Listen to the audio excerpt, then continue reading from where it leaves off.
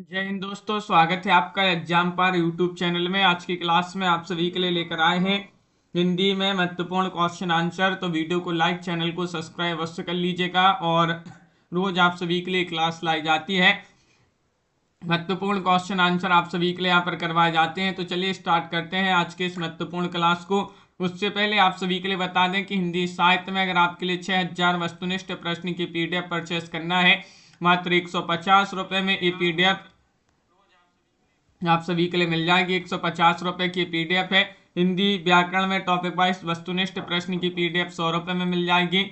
और हिंदी के 215 कवियों और लेखकों का संपूर्ण जीवन परिचय वाली पीडीएफ भी 100 रुपये में। तीनों पीडीएफ जो है 250 रुपये में उपलब्ध है।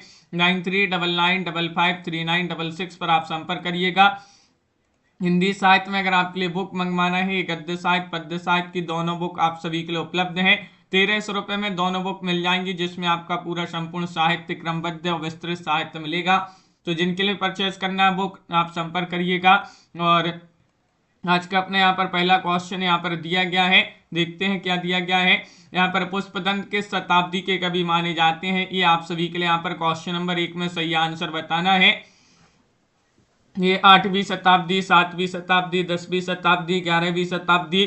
क्वेश्चन नंबर 1 में आप सभी का यहाँ पर सही आंसर क्या होगा ये बताना है। पुष्पदंत जी किस शताब्दी के कवि माने जाते हैं, तो आप सभी का यहाँ पर सही आंसर होगा ये 10वीं शताब्दी। आप सभी का यहाँ पर सही आंसर होगा, सी वाला विकल्प आपका सही आंसर है, 10वीं शताब्दी। पुष्पदंत अपभ्रंश के महाकवि पुष्पदंत को हिंदी का भवभूति कहा जाता है। और शिवसेन सेंगर ने पुण्य कवि को भाखा का जड़ कहा है। पुष्पदंत की 3 रचनाएं प्रकाश में आ चुकी है। महापुराण, इसमें कुल 102 संधियां हैं। जस हर चरित, यह काव्य 4 संधियों में पूरा हुआ। और इसमें नामानुसार यशोधरा का जीवन चरित्र और उनके जन्म जन्मांतरों का वर्णन है। और लय कुमार चरियु, इस काव्य में 9 संधियां हैं। पुष्पदंत ने स्वयं को अभिमान मेरु काव्य रत्नाकर, कवि कुल तिलक आदि उपाधियों से भूषित किया है। दुआ कोश किन की रचना मानी जाती है, क्वेश्चन नंबर 2 में आप सभी के लिए बताना है। विद्याधर है, सरयपा है, पुष्पदंत है, सबरपा है। बताइएगा दोहा कोश किन की रचना मानी जाती है, तो आप सभी का यहाँ पर सही आंसर है क्वेश्चन नंबर 2 में सरयपा। आप सभी का यहाँ पर सही आंसर होंगे, बी वाला विकल्प आप सभी का यहाँ पर सही आंसर है। सरयपा की रचना मानी जाती है दोहा कोश। 8वीं शताब्दी के कवि तथा हिंदी के प्रथम कवि की रचना है। सरयपा की रचना है दोहा कोश। सरयपा हिंदी के साथ साथ शब्दों में भी प्रथम कवि है। सरयपा की प्रमुख रचना सबरपा की प्रमुख रचना चर्यापद है। यह एक प्रकार का गीत है जो सामान्य अनुष्ठानों के समय गाया जाता है। चर्यापद संध्या भाषा के दृष्टकूट में लिखी गई है। अगला क्वेश्चन यहाँ पर दिया गया है, क्वेश्चन नंबर आप सभी का यहाँ पर 3 है। 3 में आप सभी के लिए यहाँ पर बताने कि हरी रस पिया जानिए, जे कहूँ न जाए खुमार, मैं मनता घूमत फिरे नाही तन की सार। इस काव्य पंक्तियों के कवि कौन माने जाते हैं, 3 में सही आंसर क्या होगा बताइएगा। सूरदास, कबीरदास, रसखान, नंददास। क्वेश्चन नंबर 3 में आप सभी के लिए यहाँ पर सही आंसर चयन करना है। ये जो पंक्तियां दी गई हैं किनकी मानी जाती हैं, तो कबीरदास आप सभी का यहाँ पर सही आंसर होंगे। बी वाला विकल्प आप सभी का यहाँ पर सही आंसर है। कबीरदास जिन्होंने भी यहाँ पर चयन किया है उनका यहाँ पर सही आंसर होगा। कबीरदास जी की पंक्तियां हैं। और यहाँ पर और भी पंक्तियां जैसे कि धूरी भरे अति शोभित श्याम, जू बैसी बनी सिर सिर सुंदर चोटी, रसखान जी की पंक्ति है। और नव मरकत मनी श्याम कनक मणिगम ब्रजवाला, वृंदावन को रीझे मनु पहिराई माला, ये नंददास जी की पंक्ति हैं। मेरे नैनन विरह की बेल बही, सिंचत नैन नीर के सजनी मूल पतार गई। तो ये जो है सूरदास जी की पंक्तियां मानी जाती हैं। साहित्य लहरी के रचनाकार कौन माने जाते हैं, इनमें से आप सभी के लिए यहाँ पर क्वेश्चन नंबर 4 में चयन करना है। तुलसीदास, सूरदास, कृष्णदास, सुंदरदास। क्वेश्चन नंबर 4 में आप सभी का यहाँ पर सही आंसर है, सूरदास जी की रचना मानी जाती है। साहित्य लहरी के रचनाकार कौन है, सूरदास आपका यहाँ पर सही आंसर है। कृष्ण भक्ति शाखा के प्रमुख कवि, अष्टचाप के कवि सूरदास जी की रचनाएं सूरसागर, सूरसारावली और साहित्य लहरी ये महत्वपूर्ण रचनाएं मानी जाती हैं। क्वेश्चन नंबर आप सभी का यहाँ पर दिया गया है 5। पांचवें आप सभी के लिए यहाँ पर चयन करना है, अष्टचाप की स्थापना किसने की है? इनमें से चयन करिएगा, सभी से बन जाएंगे क्वेश्चन। तो विट्ठलनाथ, वल्लभाचार्य, सूरदास, रामानंद। इनमें से आप सभी के लिए यहाँ पर बताना है अष्टचाप की स्थापना किसने की है। पांच में आपका सही आंसर है विट्ठलनाथ। ये वाला विकल्प आप सभी का यहाँ पर सही आंसर है। विट्ठलनाथ जिन्होंने भी चयन किया है उनका यहाँ पर सही आंसर है। विट्ठलनाथ वल्लभाचार्य के शिष्य हैं। अष्टचाप 8 कवियों से मिलकर बना है, जिसमें 4 शिष्य विट्ठलनाथ के और 4 शिष्य वल्लभाचार्य के हैं। कुंभन दास, सूरदास और परमानंद दास, कृष्णदास, ये वल्लभाचार्य के 4 शिष्य हैं। और गोविंद स्वामी, चित स्वामी, चतुर्भुज दास और नंददास ये विट्ठलनाथ के शिष्य हैं। इन्हें चारों 4 8 शिष्यों को मिलाकर जो है अष्टचाप की स्थापना 1565 में हुई है। विट्ठलनाथ ने जी की है अष्टचाप की स्थापना। गोस्वामी तुलसीदास इनकी अंतिम रचना कौन सी है? क्वेश्चन नंबर 6 में आप सभी का यहाँ पर सही आंसर क्या होगा? इनमें से आप सभी के लिए यहाँ पर चयन करना है। विनय पत्रिका है, दोहावली है, कवितावली है, हनुमान बाहुक है। क्वेश्चन नंबर 6 में आप सभी के लिए यहाँ पर बताना है कौन सा विकल्प आपका यहाँ पर सही आंसर होगा, बताइए। गोस्वामी तुलसीदास जी की अंतिम रचना कौन सी है? तो हनुमान बाहुक आप सभी का यहाँ पर सही आंसर है। डी वाला विकल्प आप सभी का यहाँ पर सही आंसर है। हनुमान बाहुक अंतिम रचना मानी जाती है। जीवन के अंतिम समय जब तुलसीदास गोस्वामी जी के भुजाओं में असहनीय पीड़ा हो रही थी, तब उससे मुक्ति के लिए गोस्वामी जी ने इसकी रचना की थी। हनुमान बाहुक कवितावली और या कवितावली में संग्रहित है। ब्रजभाषा तथा कवित्व एवं छप्पन छंदों में रचित है। मृगावती किनकी रचना मानी जाती है? क्वेश्चन नंबर 7 में आप सभी के लिए यहाँ पर चयन करना है। 7 में आप सभी का यहाँ पर सही आंसर है कि ये तो कुतुबन की रचना है। मृगावती किनकी रचना है? कुतुबन की रचना है। 1503 चित्रावली, 1613 उस्मान की रचना, मधुमालती 1545 मंझन और पद्मावत 1540 जायसी जी की रचना मानी जाती है। क्वेश्चन आप सभी का यहाँ पर दिया गया है 8 निम्नलिखित काव्योक्ति तुलसी की किस रचना से है? ये आप सभी के लिए यहाँ पर बताने। सुरति सम्मत, हरिभक्ति, पथ संयुत, विरति विवेक। 8 में आप सभी के लिए यहाँ पर चयन करना है। रामचरितमानस, कवितावली, विनय पत्रिका, गीतावली, ये 4 विकल्पों में से बताइएगा। ये जो पंक्ति है किससे ली गई है, ये आप सभी के लिए यहाँ पर चयन करना है। तनु जी, चंचल जी, अर्चना जी, आप सभी का यहाँ पर अनंत जी। सही आंसर होगा रामचरितमानस। विकल्प नंबर ये वाला विकल्प आपका यहाँ पर सही आंसर है। ये सभी रचनाएं भक्ति काल की सगुण काव्यधारा की कवि तुलसीदास जी की पंक्ति है, रचनाएं हैं। और तुलसीदास जी की पंक्ति जो है रामचरितमानस से ली गई है कि सुरति सम्मत, हरिभक्ति, पथ संयुत, विरति विवेक। और गोरख जगायो जोग भगति वगायो लोग निगम नियोगते सो के लिए छरो सो है। ये कवितावली की पंक्ति मानी जाती है। जाके प्रिय ना राम वेदेही तजिए ताहि कोटि वैरिसम यद्यपि परम स्नेही। विनय पत्रिका की ये पंक्ति मानी जाती है। और जो हो मातु मते हम हवे हो, ये गीतावली की पंक्ति है। चंडी चरित्र किनकी रचना मानी जाती है? रेखा जी, दीपक जी। क्वेश्चन नंबर 9 में आप सभी के लिए बताना है। गुरु गोविंद सिंह, भूषण, लाल कवि, सूदन, इनमें से आप सभी लोग बताइएगा क्या होगा आप सभी का यहाँ पर सही आंसर, बताइए। इनमें से आप सभी के लिए यहाँ पर चयन करना है। 9 में आप सभी का यहाँ पर सही आंसर क्या होगा? गुरु गोविंद से आप सभी का यहाँ पर सही आंसर। ये वाला विकल्प आप सभी का यहाँ पर सही आंसर है। ये वाला विकल्प जिन्होंने भी चयन किया है। चंडी चरित्र गुरु गोविंद, शिवा बाबनी, भूषण, छत्र प्रकाश, लाल कवि और सुजान चरित्र सूदन की रचना मानी जाती है। अगला क्वेश्चन यहाँ पर देखिएगा। क्वेश्चन नंबर आप सभी का यहाँ पर 10वां क्वेश्चन यहाँ पर दिया गया है। 10 में आपके लिए चयन करना है। काव्य की रीति सीखी सुखबीन सो देखी सुनी बहुलोकी की बातें। इस काव्योक्ति के कवि कौन हैं? 10 में आप सभी का यहाँ पर सही आंसर क्या होगा, ये आप सभी के लिए यहाँ पर बताना है। बताइएगा क्या होगा आप सभी का सही आंसर। केशवदास, मतीराम, पद्माकर, विकारीदास, ये 4 विकल्प यहाँ पर दिए गए हैं।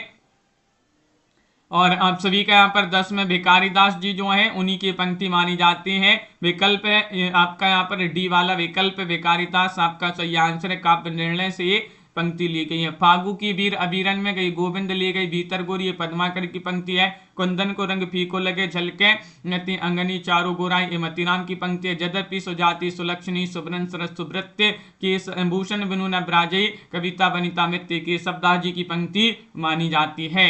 देव कवि की रचना आप सभी के लिए यहाँ पर चयन करना है। क्वेश्चन नंबर 10 में आप सभी के लिए यहाँ पर बताना है। काव्य निर्णय है, रसराज है, श्रृंगार निर्णय है, भावविलास है। बताइएगा क्या होगा आप सभी का यहाँ पर सही आंसर चयन करिएगा। क्वेश्चन यहाँ पर महत्वपूर्ण दिया गया है और कि देव कवि जो है, देव कवि की रचना आप सभी के लिए बताना है। तो भावविलास आप सभी का यहाँ पर सही आंसर, डी वाला विकल्प आपका यहाँ पर सही आंसर होगा। भावविलास आप सभी का सही आंसर है। देव कवि की रचना काव्य निर्णय वे कालिदास, रसराज मतीराम, श्रृंगार निर्णय वे कालिदास जी की रचना मानी जाती है। क्वेश्चन नंबर आप सभी का यहाँ पर दिया गया है, आप सभी का 12वां क्वेश्चन है।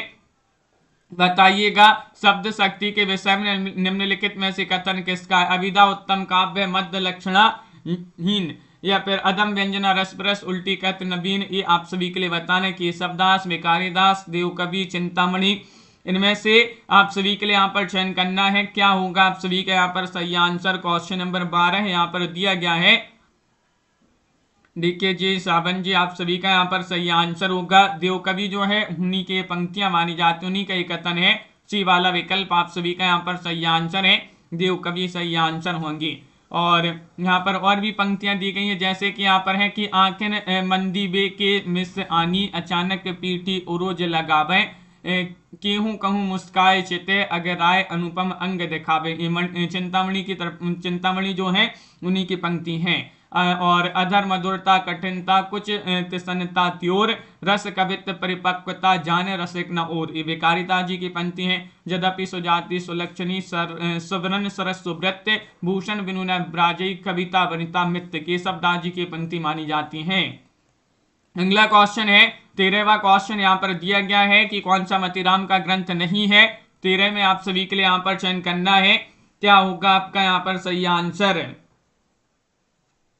चयन करिएगा। क्वेश्चन यहाँ पर महत्वपूर्ण दिया गया है कि कौन सा मतीराम का ग्रंथ नहीं है। 13 में आप सभी के लिए यहाँ पर चयन करना है। तो रसविलास आप सभी का यहाँ पर सही आंसर है। बी वाला विकल्प यहाँ पर सही आंसर है। रसविलास की फूल मंजरी और लक्षण श्रृंगार, साहित्यसार, रसराज, ललित ललाम, सत्सई, अलंकार, पंचाशिका, वृत्त कुमुदी आदि रचनाएं मतीराम की हैं। रसविलास, छंद विचार, पिंगल, श्रृंगार मंजरी, कवि कुल कल्पतरु, कृष्ण चरित्र, काव्य प्रकाश, काव्य विवेक है, काव्य प्रकाश है, कवित्व विचार आदि जो है चिंतामणि की रचनाएं मानी जाती हैं। कौन रीति मुक्त कवि नहीं है। क्वेश्चन आप सभी का यहाँ पर 14 दिया गया है। बताइएगा बोधा, ठाकुर, पद्माकर या फिर आलम। क्या है आप सभी का यहाँ पर सही आंसर। रीति मुक्त कवि नहीं है, आप सभी के लिए यहाँ पर चयन करना है। तो आप सभी का यहाँ पर पद्माकर सही आंसर होंगे। पद्माकर जिन्होंने सी वाला विकल्प यहाँ पर चयन किया है सही आंसर है। पद्माकर आप सभी लोगों ने सही आंसर चयन किया है। अगला क्वेश्चन यहाँ पर देखिएगा। क्वेश्चन आप सभी का यहाँ पर 15 दिया गया है। 15वां क्वेश्चन क्या है देखिएगा। ये रहा क्वेश्चन नंबर 15। ज्यों ज्यों बसे जात दूरी दूरी प्रिय प्राण मूरी, त्यों त्यों धसे जात मन मुकुर हमारी मैं। भ्रमर गीत प्रसंग से संबंधित उपयुक्त पंक्तियों के कवि कौन है। क्वेश्चन नंबर 15 में आपके लिए बताना है। नंददास है, सूरदास है, सत्यनारायण कविरत्न है, जगन्नाथ दास रत्नाकर है। 15 में आप सभी का यहाँ पर सही आंसर क्या होगा। इनमें से आप सभी के लिए यहाँ पर चयन करना है। तो जगन्नाथ दास रत्नाकर जी जो हैं उन्हीं की पंक्तियां मानी जाती हैं। जगन्नाथ दास रत्नाकर जी की पंक्तियां मानी जाती हैं। और भी पंक्तियां दी गई हैं, जैसे यहाँ पर ताही छिन उड्ड राज उदित रस रास सहायक, कुम मंडित बदन प्रिया जानू नांगरी नायकी। नंददास जी की पंक्ति है। शोभित कर नवनीत लिए घुटुरन चलत रेणु तन मंडित मुख दधि लेप किए। सूरदास जी की पंक्तियां मानी जाती हैं। अलबेली कछु बेली द्रुमन द्रुमन सो लिपटी सुहाई, और धोए धोए पातन की अनुपम कमनाई। इस सत्यनारायण कविरत्न की पंक्तियां मानी जाती हैं। क्वेश्चन नंबर आप सभी के यहाँ पर 16 दिया गया। निम्नलिखित में से किस गद्य कृति का निर्माण पोर्ट विलियम कॉलेज में हुआ था। 16 में आप सभी के लिए यहाँ पर चयन करना है। क्या होगा सही आंसर। वंदना जी, चंचल जी, नीलम जी, सोनू जी, आप सभी लोग यहाँ पर चयन करिएगा।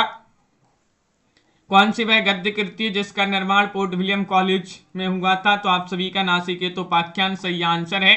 विकल्प नंबर सी वाला विकल्प आपका यहाँ पर सही आंसर होगा, नासिकेतोपाख्यान आप सभी का यहाँ पर सही आंसर है। पोर्ट विलियम कॉलेज की स्थापना 1800 ईस्वी में पोर्ट विलियम कॉलेज में लल्लूलाल सदल मिश्र की नियुक्ति हुई थी। वहीं पर लल्लूलाल ने प्रेम सागर और सदल मिश्र ने नासिकेतोपाख्यान नामक गद्य काव्य कृति की रचना की थी। क्वेश्चन नंबर आप सभी का यहाँ पर 17 दिया गया है, राजा लक्ष्मण सेन ने अभिज्ञान शकुंतलम का अनुवाद कब किया है? बताइएगा मित्र जी, अंशु जी, क्या होगा सही आंसर? 1863, 1880, 1876, 1881 में। 17वां क्वेश्चन यहाँ पर दिया गया है, राजा लक्ष्मण सेन ने अभिज्ञान शकुंतलम का अनुवाद कब किया है? तो आप सभी का यहाँ पर सही आंसर है 1863। आप सभी का यहाँ पर ए वाला जो विकल्प है वह आप सभी का यहाँ पर सही आंसर है। राजा लक्ष्मण सेन ने कालिदास के संस्कृत के 3 ग्रंथों का अनुवाद हिंदी में किया है, अभिज्ञान शकुंतलम, रघुवंश और मेघदूत। क्वेश्चन नंबर 18 यहाँ पर दिया गया है, कौन सी रचना कृष्ण कथा पर आधारित नहीं है? नहीं आप सभी के लिए यहाँ पर चयन करना है, प्रिय प्रवास, अग्निलेख, बिरमरदूत, अंधायुग। कृष्ण कथा पर आधारित नहीं बताने आप सभी के लिए आराध्या जी, कौन सा विकल्प आप सभी का यहाँ पर सही आंसर होगा? 4 विकल्प यहाँ पर दिए गए हैं और आप सभी का यहाँ पर अग्निलीक आपका यहाँ पर सही आंसर होगा। बी वाला विकल्प आपका यहाँ पर सही आंसर अग्निलीक, ये जो है राम कथा पर आधारित रचना है। भारत भूषण अग्रवाल जी जो है उन्हीं की रचना मानी जाती है। और अगला क्वेश्चन यहाँ पर देखिएगा, शिव शंभु के चिट्ठे की रचनाकार कौन माने जाते हैं? क्वेश्चन नंबर 19 यहाँ पर दिया गया है। 19 में बालमुकुंद गुप्त हैं, बालकृष्ण भट्ट हैं, अध्यापक मुणसे हैं, चंद्रधर शर्मा गुलेरी हैं। 19 में आपका क्या होगा सही आंसर? बताइएगा, शिव शंभु के चिट्ठे के रचनाकार कौन माने जाते हैं?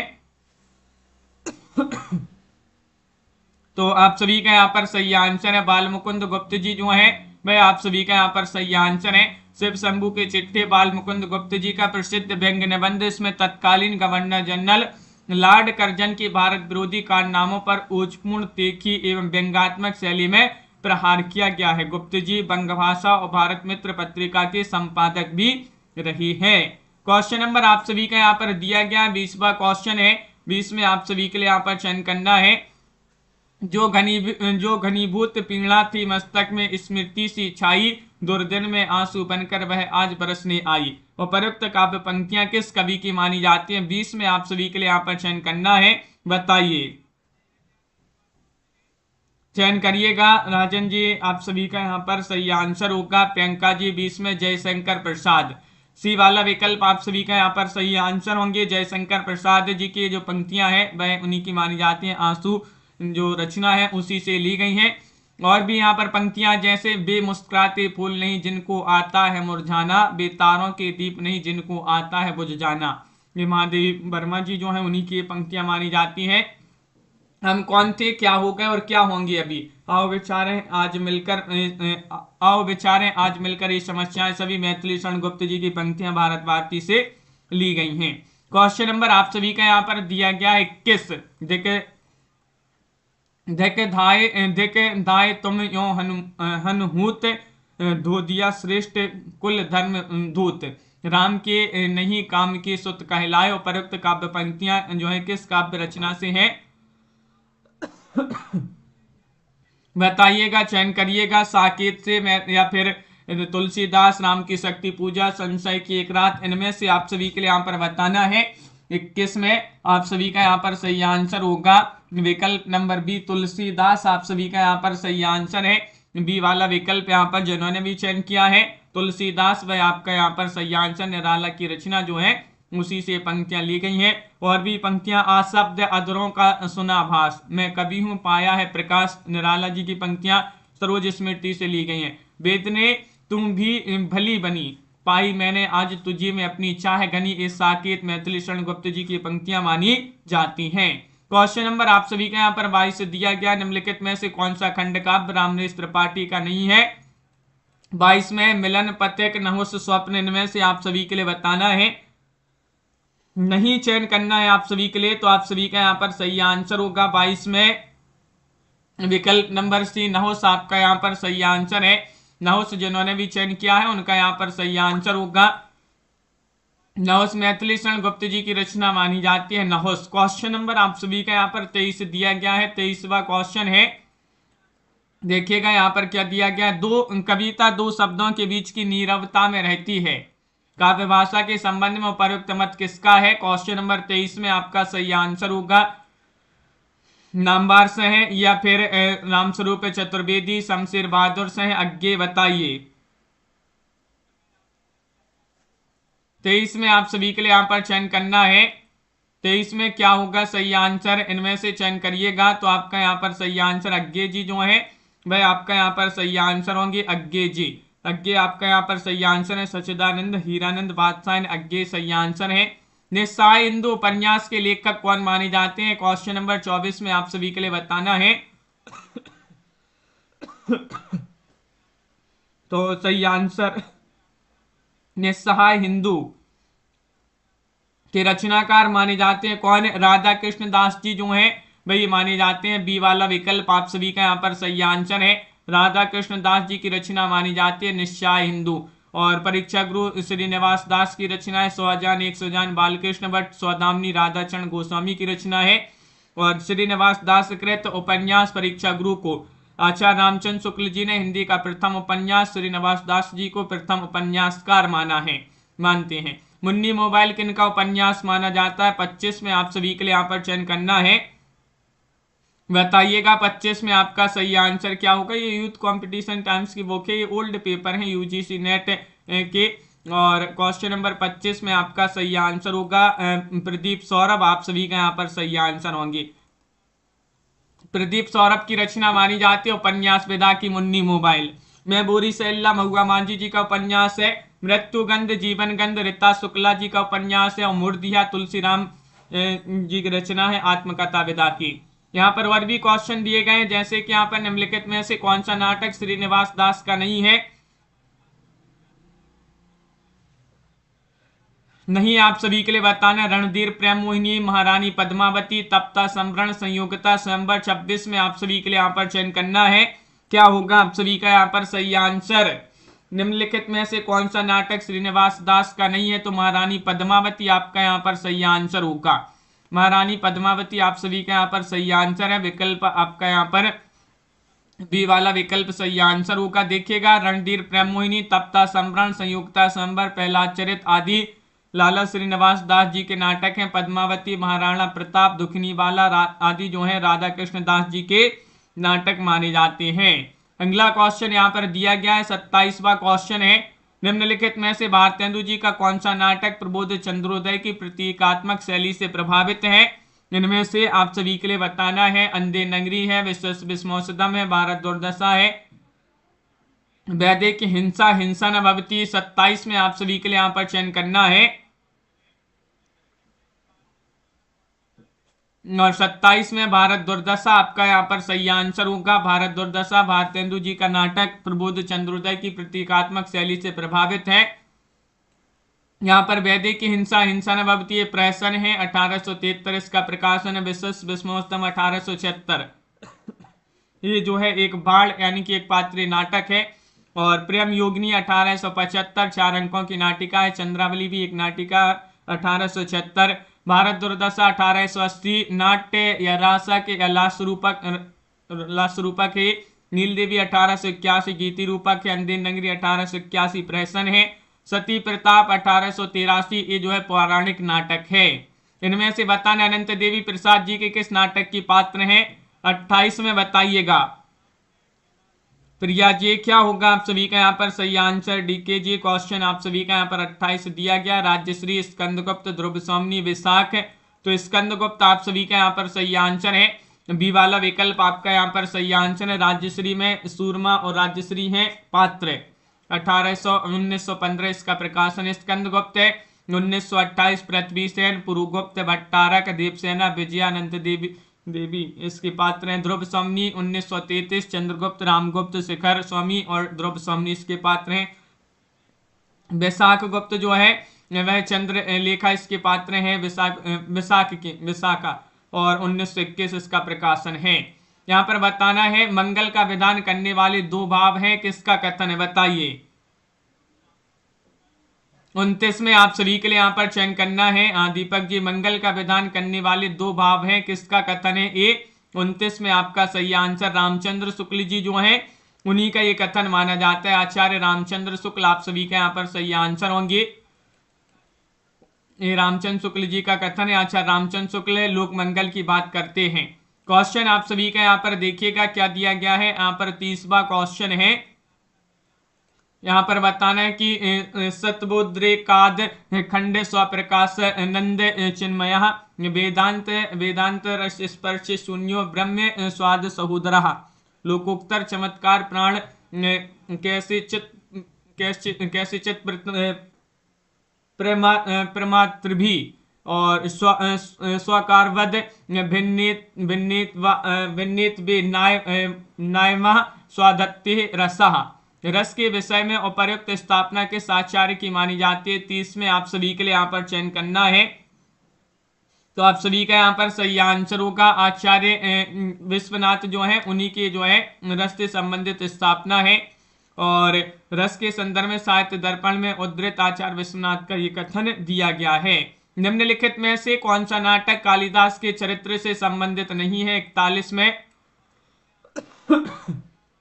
बताइएगा। 8वां सर्ग कंधे पर बैठा था सांप, शकुंतला की अंगूठी, आषाढ़ का एक दिन। 31वां क्वेश्चन दिया गया कौन सा नाटक कालिदास के चरित्र से संबंधित नहीं है। नहीं में शकुंतला की अंगूठी आपका सही आंसर है। शकुंतला की अंगूठी सुरेंद्र वर्मा जी का नाटक 1990 का प्रकाशन है। शकुंतला तथा दुष्यंत का चरित्र चित्रण है इसमें। कंधे पर बैठा था सांप मीराकांत जी का ये जो है नाटक माना जाता है। आषाढ़ का दिन एक दिन मोहन राकेश कालिदास के चरित्र से संबंधित है। 8वां सर्ग सुरेंद्र वर्मा जी का नाटक माना जाता है। आलोचना का विषय कवि नहीं कविता है, किसका कथन माना जाता है। 32 में आपके लिए यहाँ पर चयन करना है। ड्राइडन या फिर टी.एस. इलियट, क्रोचे, लॉन्जाइनस, इनमें से आप सभी के लिए यहाँ पर बताना है। आलोचना का विषय कवि नहीं कविता है। एक कथन टी.एस. इलियट जो है उन्हीं का ये कथन माना जाता है। बी वाला विकल्प आप सभी का यहाँ पर सही आंसर है। पाश्चात्य काव्यशास्त्री थॉमस स्टन इलियट का जन्म अमेरिका में हुआ था। इनकी रचना द वेस्ट लैंड के लिए 1948 में नोबेल पुरस्कार मिला था। टी.एस. इलियट के कथन है आलोचना का विषय कवि नहीं कविता है। सांस की तरह आलोचना अनिवार्य तथा नैसर्गिक क्रिया है। काव्य श्रेष्ठ मनोरंजन है। कविता कवि व्यक्तित्व के व्यक्ति नहीं व्यक्तित्व से पलायन है। ये कथन जो है टी.एस. इलियट के माने जाते हैं। अगला क्वेश्चन यहाँ पर दिया गया है। क्वेश्चन नंबर आप सभी का यहाँ पर 33 है कि ब्रज भाषा का विकास किससे हुआ है। बताइएगा। मागधी से, पैसाची, सौरसैनी, अर्धमागधी से। 33 में आप सभी का यहाँ पर सही आंसर सिया जी, हर्षिता जी, आप सभी का यहाँ पर उमेश जी सही आंसर होगा सौरसैनी। सी वाला विकल्प आपका सही आंसर है। ब्रजभाषा हिंदी की एक बोली जिसका विकास सौरसैनी हिंदी से तथा पश्चिमी हिंदी का विकास सौरसैनी अपभ्रंश से हुआ है। सौरसैनी से देखिएगा अपभ्रंश सौरसैनी से। उपभाषा पश्चिमी हिंदी की अब बोली है। खड़ी बोली को भी कहा जाता है। ब्रजभाषा हरियाणवी, बांगरू, बुंदेली और कन्नौजी। राजस्थानी के अंतर्गत पश्चिमी राजस्थानी मारवाड़ी, पूर्वी राजस्थानी जयपुरी, उत्तरी राजस्थानी मेवाती और दक्षिणी राजस्थानी मालवी का विकास हुआ है। खस से पहाड़ी हिंदी के अंतर्गत जो आती हैं कुमाऊनी, गढ़वाली, नेपाली आती हैं और गुजराती। ये जो है खस के अंतर्गत। अर्धमागधी के अंतर्गत पूर्वी हिंदी के अंतर्गत अवधी, बघेली और छत्तीसगढ़ी आती हैं। मागधी जो है बिहारी के अंतर्गत भोजपुरी, मगही, मैथिली आती हैं और मागधी में ही जो है बंगला, उड़िया, असमिया के जो है इसी के अंतर्गत आती हैं। पैसाची के अंतर्गत लहिंदा और पंजाबी, ब्राचड़ के अंतर्गत सिंधी और महाराष्ट्री के अंतर्गत मराठी। ये भाषाएं जो हैं इस प्रकार इनका जो है विकास हुआ है। अपभ्रंश की उत्तरकालीन अवस्था का नाम है पाली, प्राकृत, संस्कृत, अभट्ट। 34 में आप सभी के लिए यहाँ पर चयन करना है। क्या होगा सही आंसर बताइएगा। अपभ्रंश की उत्तरकालीन अवस्था का नाम अभट्ट है। विकल्प आप सभी का यहाँ पर डी वाला जो विकल्प है वह आप सभी का यहाँ पर सही आंसर होगा। डी वाला विकल्प आपका यहाँ पर सही आंसर है। देखिएगा अपभ्रंश की उत्तरकालीन अवस्था को अभट्ट जो है कहा जाता है। पुरानी हिंदी इत्यादि नामों से भी इसको जाना जाता है। हिंदी का विकास क्रम इस प्रकार दिया गया है। संस्कृत, देखिएगा संस्कृत 1500 ईसा पूर्व से 500 ईसा पूर्व तक। पाली जो है, पाली 500 ईसा पूर्व से 1 ईस्वी तक। फिर प्राकृत 1 ईस्वी से 500 ईस्वी तक। अपभ्रंश 500 से 1000 ईस्वी तक। हिंदी जो है 1000 ईस्वी से अब तक। अभट्ट अपभ्रंश का ही परवर्ती या फिर परिवर्तित रूप है। अपभ्रंश और आधुनिक भारतीय आर्य भाषाओं के बीच की कड़ी को अभट्ट कहा जाता है या कहा है। अगला क्वेश्चन है, अपभ्रंश में कुल कितने स्वर थे? 35वां क्वेश्चन यहाँ पर दिया गया है, 8, 12, 10, 9। इनमें से आप सभी के लिए यहाँ पर बताना है। बताइएगा अपभ्रंश में कुल कितने स्वर थे? तो 8 आप सभी का यहाँ पर सही आंसर ए वाला विकल्प है। अपभ्रंश में स्वरों की संख्या 8 है, जिसमें 4 ह्रस्व स्वर आ ई उ ए और 4 दीर्घ स्वर बड़ा आ, बड़ा ई, बड़ा उ और ओ, और ए और औ जो स्वर हैं आदिकाल में आते हैं। मगही किस हिंदी प्रदेश की बोली है? मध्य प्रदेश, बिहार, राजस्थान, छत्तीसगढ़। 36 में आप सभी के लिए यहाँ पर चयन करना है, मगही बताना है। तो मगही जो है बिहार की बोली मानी जाती है। मगही बी वाला विकल्प आपका सही आंसर है। मगही बिहारी हिंदी की एक बोली है। बिहार प्रदेश में पटना, गया, पलामू, हजारीबाग, मुंगेर इत्यादि स्थानों पर बोली जाती है। बिहारी हिंदी के अंतर्गत भोजपुरी, मगही और मैथिली आती हैं। भाषाओं के पारिवारिक वर्गीकरण का आधार है। रूप रचना है, ध्वनि है, इतिहास है, अर्थ है। 37 में आपके लिए यहाँ पर चयन करना है। दिनेश जी, पुनीता जी, आप सभी का यहाँ पर, रविंद्र जी, सही आंसर इतिहास। भाषाओं के पारिवारिक वर्गीकरण का आधार इतिहास है। इतिहास आपका सही आंसर होगा। भाषाओं के पारिवारिक वर्गीकरण में विश्व की भाषाओं को परिवार में बांटा जाता है, जिसका मुख्य आधार इतिहासबद्ध होता है। हिंदी जो है भारोपीय परिवार की भाषा मानी जाती है। विश्व की भाषा परिवार, तो देखिएगा भारोपीय परिवार, इसमें भारत, यूरोप, द्रविड़ परिवार, काकेसी परिवार, चीनिया एकाक्षरी परिवार और बुरुस्की परिवार, उराल अल्लाई परिवार, सामी हामी परिवार और काकेसियन परिवार, बसमैन परिवार, हिस्ती परिवार इत्यादि प्रमुख जो हैं आते हैं भारोपीय परिवार के अंतर्गत। सखी संप्रदाय के संस्थापक आप सभी के लिए यहाँ पर 38 में चयन करना है। तो हित सखी संप्रदाय के स्वामी हरिदास माने जाते हैं। स्वामी हरिदास आपका सही आंसर है। सखी संप्रदाय, हरिदासी संप्रदाय, कट्टी संप्रदाय, इसी को जो है कहा जाता है। राधा वल्लभ संप्रदाय हरिवंश इसके प्रवर्तक हैं। ब्रह्म संप्रदाय के मध्वाचार्य, पुष्टि मार्ग के संप्रदाय वल्लभाचार्य हैं। बालकृष्ण भट्ट किसके संपादन कर्म से जुड़े थे? बताइए। ब्राह्मण, सरस्वती, कवि वचन सुधा, हिंदी प्रदीप। इनमें से आप सभी के लिए यहाँ पर बताना है, बालकृष्ण भट्ट किसके संपादन कर्म से जुड़े थे? हिंदी प्रदीप आप सभी का यहाँ पर सही आंसर। डी वाला विकल्प जो है वह आप सभी का यहाँ पर सही आंसर होंगी, हिंदी प्रदीप। देखिएगा ब्राह्मण 1883 इसका प्रकाशन वर्ष। प्रताप नारायण मिश्र इसके मुख्य संपादक। सरस्वती का प्रकाशन 1900 ईस्वी। चिंतामणि घोष संपादक। कवि वचन सुधा 1868 भारतेंदु हरिश्चंद्र इसके संपादक। हिंदी प्रदीप 1877 बालकृष्ण भट्ट इसके संपादक। सरस्वती प्रथमतः काशी से प्रकाशित होती थी, पुनः इलाहाबाद से प्रकाशित होने लगी। 1902 ईस्वी में इसके संपादक श्याम सुंदर दास और 1903 में इसके संपादक महावीर प्रसाद द्विवेदी जी बनी। पिंजरे में मैना किसकी आत्मकथा है? चित्रा मुदगल, मैत्री पुष्पा, चंद्रकिरण सौंदर्यसा, मृदुला गर्ग। 40वां क्वेश्चन यहाँ पर दिया गया है। 40 में आपका सही आंसर है चंद्रकिरण सौंदर्यसा। आप सभी का यहाँ पर सही आंसर है। पिंजरे में मैना 2008 इसका प्रकाशन है। चंद्रकिरण सौंदर्यसा आत्मकथाकार है। कस्तूरी कुंडल वसे 2002। गुड़िया भीतर गुड़िया ये जो है 2005। मैत्री पुष्पा जी की आत्मकथा। पिंजरे में पन्ना, देखिएगा पिंजरे में मैना चंद्रकिरण सौंदर्यसा की आत्मकथा है। पिंजरे में पन्ना एक उपन्यास है, मणि मधुकर की रचना मानी जाती है वो। तो इस प्रकार जो है आज की क्लास में अपने बहुत ही महत्वपूर्ण क्वेश्चन आंसर थे।